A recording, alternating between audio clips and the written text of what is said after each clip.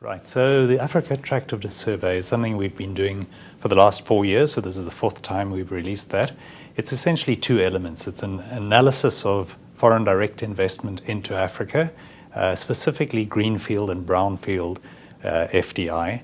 And we do that for a purpose because we feel that that's the foreign direct investment that is going to be the job-creating investment, so that's why we focus on that. So it's the analysis of that, and secondly, it's a survey of about 500 business leaders and investors into Africa from about 38 countries around the world, and we gauge their perception over time about Africa as an attractive investment destination. And we take those quantitative and qualitative inputs, we draw insights from those, we develop points of views, and we communicate those as part of our process of promoting investment into Africa.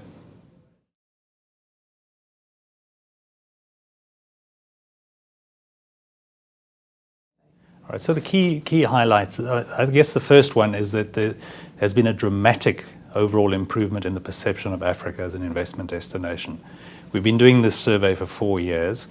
4 years ago, 2011, Africa was ranked 8th in terms of relative attractiveness. The last 2 years, 2012, 2013, it was in at 5th position.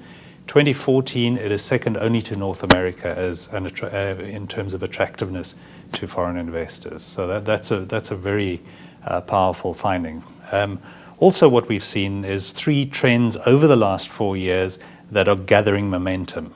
The first one is the significance of the growth in investments into sub-Saharan Africa as compared to North Africa.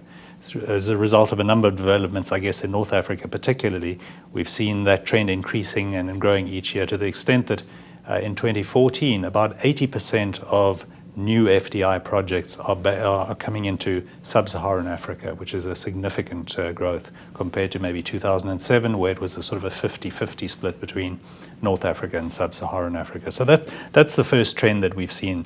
Second one is a dramatic increase in the intra-African investment, which is a very encouraging trend. It's showing that Africans themselves are confident about investing in their continent.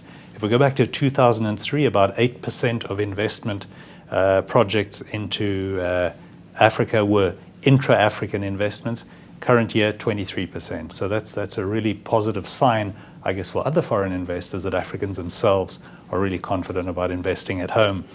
And then the final trend, which again we've seen increasing over the last number of years, is the sector diversification. It's where these investments are going, with a dramatic move towards consumer-facing sectors.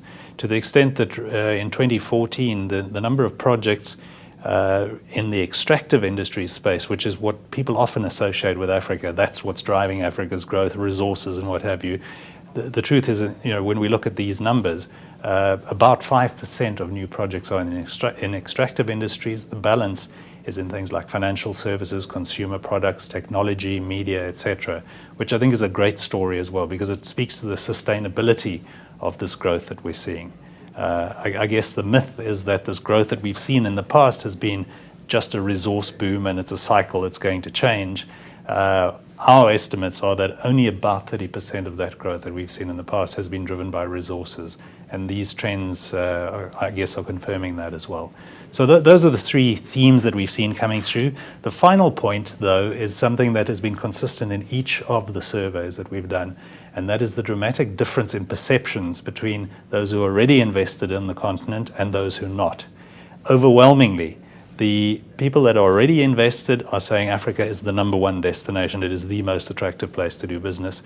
And similarly, those who don't have investment in Africa are saying, we're not going to touch it. This is the least attractive to us. But what we've also seen, interestingly, is that the people that are invested are cementing their positions. They're taking advantage of this perception gap that's there. They're growing their investment. They're entrenching themselves. And I think it's going to become more and more difficult for investors who miss this wave to get in there.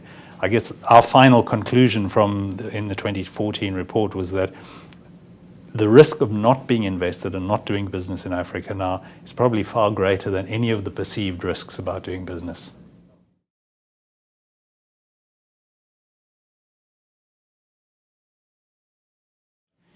So our point of view is that what needs to be done, we see 5 key priorities for action to achieve this in Africa. The first one is to attract foreign direct investment, but investors who embrace the concept of shared value. What we mean by that is investors who understand that their long-term success and sustainability depends on the benefits being spread, not just internally, but that to the communities and the economy around them also needs to benefit. So it's a shared value principle.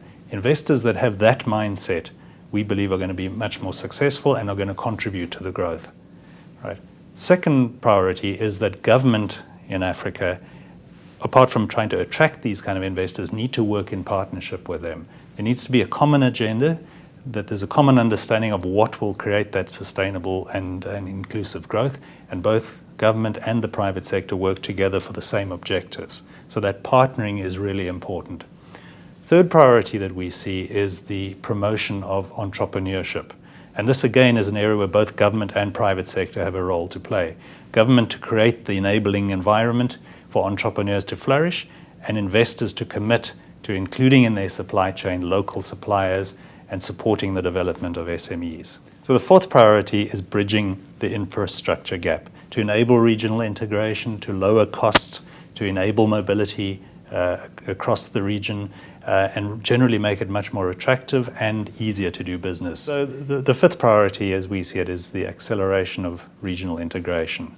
Right? We know that many markets individually are too small to be attractive to foreign investors, but if we bulk these up, as we've seen, for example, in the East African community, these become seriously attractive markets, and if we can promote those as markets, it will attract investors. We'll also be able to see people moving goods, products, and people around the region more easily, and that, I think, will promote further investment and, importantly, regional trade.